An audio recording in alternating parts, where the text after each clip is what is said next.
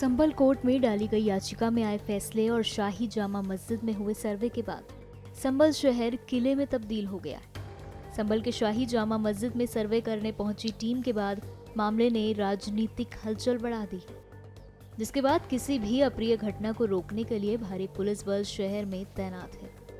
वहीं शुक्रवार को होने वाले जुम्मे की नमाज के लिए भी पुलिस बल तैनात किया गया और भारी सुरक्षा के बीच नमाजियों को नमाज अदा कराई गई।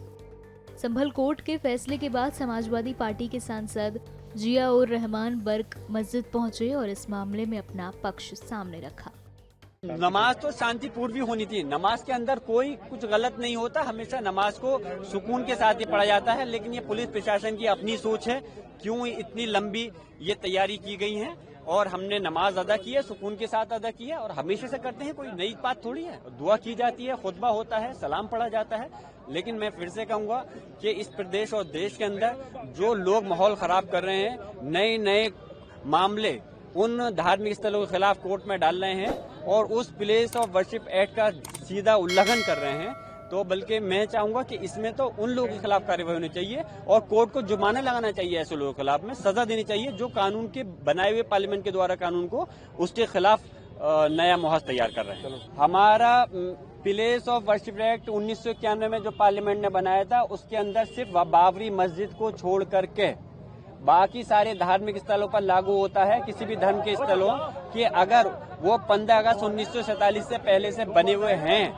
तो वो उनके साथ में किसी प्रकार का खिलवाड़ नहीं किया जाएगा। उनके ऊपर कोई पेंडिंग केस भी है तो उनको बंद कर दिया जाएगा। लेकिन यहाँ तो नए नए केस डाल करके उस केस की संविधान की धज्जियां उड़ाई जा रही हैं। मैं इसके खिलाफ हूँ, इसकी मुखालफत में हूँ मैं, और हम कानूनी लड़ाई इसके खिलाफ लड़ेंगे। संभल कोर्ट द्वारा दिए गए सर्वे के फैसले के बाद और मामले के याचिकाकर्ता विष्णु शंकर जैन ने इस बारे में बताया कि ये पहले हिंदू मंदिर का परिसर था। संभल में जो हमने एप्लीकेशन दायर की है वो एएसआई सर्वे की नहीं, वो एडवोकेट कमीशन की सर्वे की है, जिसको 19 नवंबर को माननीय सिविल जज सीनियर डिवीजन साहब ने अलाउ कर दिया था। उस दिन शाम को 6 बजे से लेके 7:30 बजे तक सर्वे भी हुआ था। आगे भी अभी इसमें सर्वे होना है। एडवोकेट कमिश्नर महोदय इसकी तिथि और तारीख तय करेंगे और इसके बाद आगे हम वहाँ पर सर्वेक्षण करेंगे। संभल का जो पूरा मुद्दा है वो बेसिकली हमारा ये कहना है कि ये श्री हरिहर मंदिर था जो पृथ्वीराज चौहान के समय बना था और यहीं पे कल की अवतार होना है। बाबर ने 1526-1529 में इस जगह को तोड़ा। ये बात बाबरनामा में भी मेंशन्ड है, जिसका बेवरेजेस ने ट्रांसलेशन किया है। आईने अकबरी के पेज नंबर 281 पे लिखा हुआ है कि यहाँ पे हरिहर मंदिर था और यहाँ पे कल की अवतार होना है।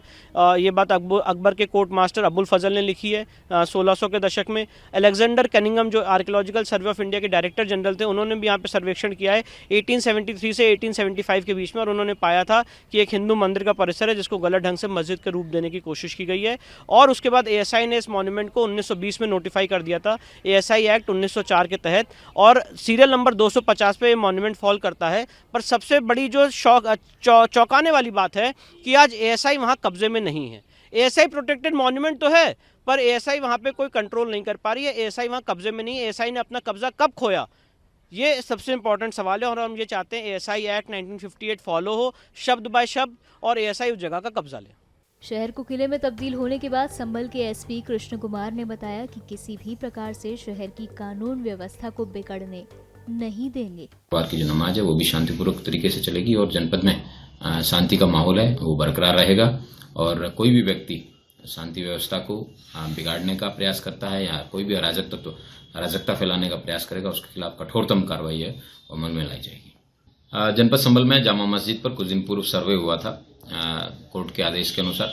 उसके बाद में थोड़ी सी कसीदगी बढ़ गई है। उसी कसीदगी को ध्यान में रखते हुए करीबन 3 दर्जन लोगों का 107-16 जो कि 126-135 बीएनएस की कार्रवाई है वो भी की गई है, जिनको भारी मुचलके से पाबंद करवाया गया है। उसके साथ साथ फुट पेट्रोलिंग जिसमें पीएसी, आरएएफ और जनपद के विभिन्न थानों की पुलिस के माध्यम से फुट पेट्रोलिंग की गई है और सभी लोगों को एक सुरक्षित माहौल का एहसास कराया गया है। उसके साथ साथ विभिन्न स्टेक होल्डर्स हैं, उनके साथ मीटिंग्स भी की गई हैं और उन सबसे आग्रह किया गया है कि अपनी अपनी जो जुमे की नमाज है वो अपनी क्षेत्र की मस्जिदों में ही पढ़ें। उसके साथ साथ जामा मस्जिद की जो मोहल्ला कमेटी है उनके साथ भी मीटिंग की गई है, उनके द्वारा भी इसमें ऐलान किया गया और बताया गया है कि सभी लोग अपने अपने थाना क्षेत्र की जो मस्जिद है उन्हीं में नमाज को पढ़ें। संभल में ये मामला तब बड़ा हुआ जब याचिकाकर्ता और वरिष्ठ अधिवक्ता विष्णु शंकर जैन ने 8 लोगों की ओर से मंगलवार को सिविल जज में वाद दायर किया।